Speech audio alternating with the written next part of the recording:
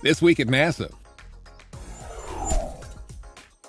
In his keynote address at the Aviation 2013 conference in Los Angeles, NASA Administrator Charlie Bolden shared a new strategic vision for the agency's Aeronautics Research Mission Directorate, designed to help address looming challenges in global air transportation. We built our foundation on understanding emerging global trends, identifying the mega drivers for aviation that result from those trends, and focusing research on areas that respond to those drivers. The updated vision uses NASA's aeronautical research programs to help America maintain its leadership in the sky and ensure aviation continues as a key economic driver for the nation. The same day of Bolden's speech, the Federal Aviation Administration announced a new computer software tool developed by NASA may soon help controllers better manage airline departures. While on the West Coast, the administrator also stopped by NASA's Jet Propulsion Laboratory to check out preparations for 2 Earth-observing missions scheduled for launch next year. Bolden saw hardware for the Soil Moisture Active Passive, or SMAP mission, targeted for an October 2014 launch, and the International Space Station RapidScat instrument, set to launch to the ISS in April 2014. These missions will add to NASA's suite of space and airborne research that's helping us better understand weather and climate and improve life on Earth. On Mars, NASA's Curiosity rover captured the images in this animated sequence of the planet's 2 moons in motion, with Phobos, the larger moon, passing in front of the other moon, Deimos. It's the first time images from the surface have caught one moon eclipsing the other. A NASA study on effects to our climate from wildfires and other air pollution sources is underway. The studies of emissions, atmospheric composition, clouds, and climate coupling by regional surveys, or SEEKERS mission, got underway at Ellington Field near Johnson Space Center.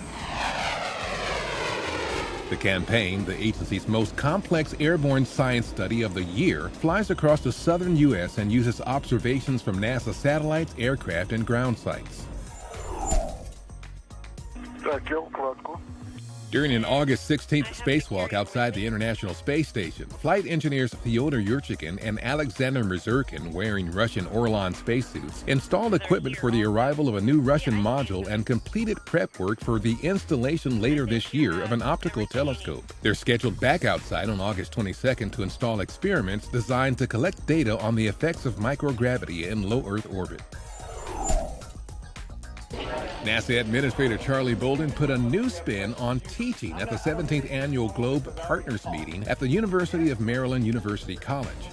Bolden spins student Panupasu Pampek from Thailand to demonstrate the concept of mass and weight in space. A 40-kilogram mass would be pulling on my arm. GLOBE, or Global Learning and Observations to Benefit the Environment, is an international science and education program connecting students, teachers, and scientists to better understand, sustain, and improve Earth's environment.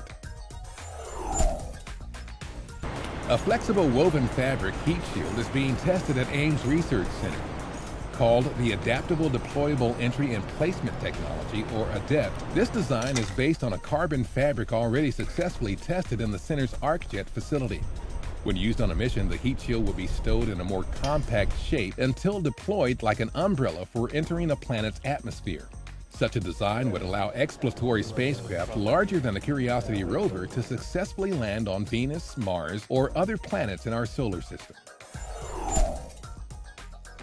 NASA and the Navy invited the media to check out key testing of splashdown recovery operations for the agency's Orion spacecraft at Naval Station Norfolk in Virginia. The stationary recovery test was designed to demonstrate and evaluate the procedures, hardware, and personnel used to recover Orion in a controlled environment in advance of a test in open waters next year. Orion is America's new spacecraft that will take astronauts to destinations not yet explored by humans, including an asteroid and Mars, and make its return to Earth with a splashdown landing. Orion will launch without astronauts on Exploration Flight Test 1 in September 2014. Sierra Nevada Corporation's Dream Chaser flight vehicle went through a series of ground tests on the concrete runways at Dryden Flight Research Center. The evaluations, which included a 60-mile-per-hour taxi tow test, helped the company assess the performance of Dream Chaser's landing and braking systems. Sierra Nevada Corporation currently is one of 3 companies working with NASA's Commercial Crew program to restore America's capability to launch astronauts to low Earth orbit from U.S. soil.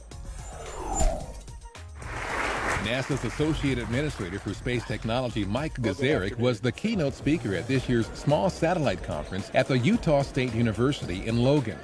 Gazarek gave an overview of NASA's Small Spacecraft Technology Program and the important roles small satellites will play in NASA's future exploration efforts. NASA's SmallSat program develops and demonstrates new capabilities that employ the unique features of small spacecraft for science, exploration, and space operations. Remote plant production technology for NASA's Deep Space Habitat prototype was demonstrated at Kennedy Space Center by student developers from the University of Colorado Boulder. The robotic gardening device moves plants under simulated sunlight for best exposure and feeds the greenery using robot arms. Future long-duration space travelers would be able to monitor the system via webcam. And that's This Week at NASA. For more on these and other stories, or to follow us on Flickr, iTunes, and other social media, log on to www.nasa.gov.